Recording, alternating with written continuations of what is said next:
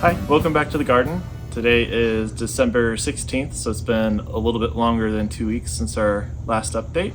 It is fully into winter, so fall has passed us by and all the trees are off the benches and in the ground for the winter, and all the tropicals are inside. So not a lot going outside in the garden, but there's plenty of work to do inside on the tropicals.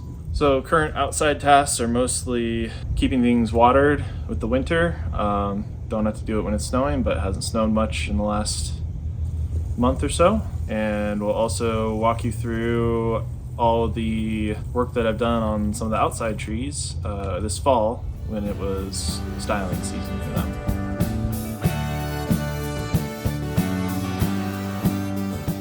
So this is an Engelmann spruce that I wired. It already had the kind of Krumholtz style look of a tree, the wind-blown look, so really leaned into that with this one. Wired it over the course of a couple of days, and I think it turned out pretty well. So this Doug fir was incredibly uninteresting, and before I wired it this fall, I didn't take a very good before picture. I apologize for that. I kind of regret that. But the first picture I'll show does have this branch already wired. It was vertical, so it was basically just this fan of foliage, and now it's actually a nice looking tree.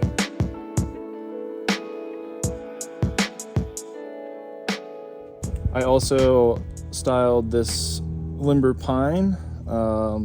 Was able to get a pretty good bend on it for a limber with just some heavy 4-gauge copper and a single guy wire. Luckily didn't have to do any branch removal, so it should be ready to get repotted in the spring.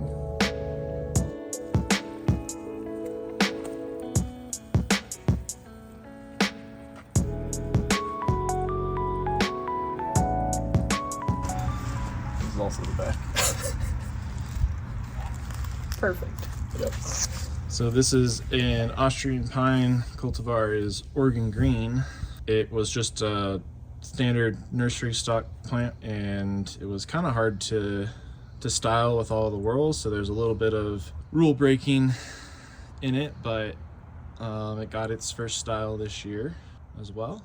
So this is a prostrate Scots pine, and I worked on it with Yannick Kigan when he was out for a workshop with Rocky Mountain Bonsai Society, and really just set the initial structure for this tree. So we were able to do a little bit of bending to bend this branch down, and we left this branch on, but it's eventually going to be a sacrifice branch just to thicken up this part of the trunk here in the future. It was really windy yesterday and last night, so typically I water either before or after or both of those events if I know they're coming, just because those winds are so drying here. The trees are more likely to need the water. I also try to water foliage on most things out here.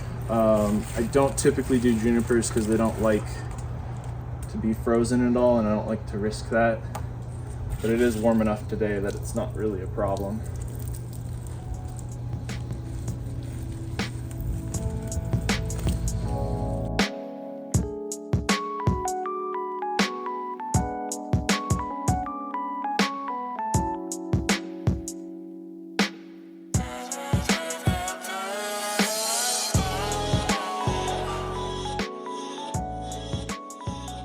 So another thing that I did this fall is I took a bunch of air layers off of a crabapple tree at my parents'. I had started them in the spring, and the deal is they had to come off in the fall because they really just needed to be pruned. So take the branches.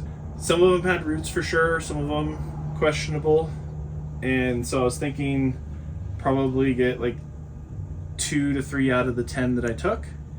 It seems like they're all good, all 10 of them. We'll find out in the spring for sure. They're here in the greenhouse, look good.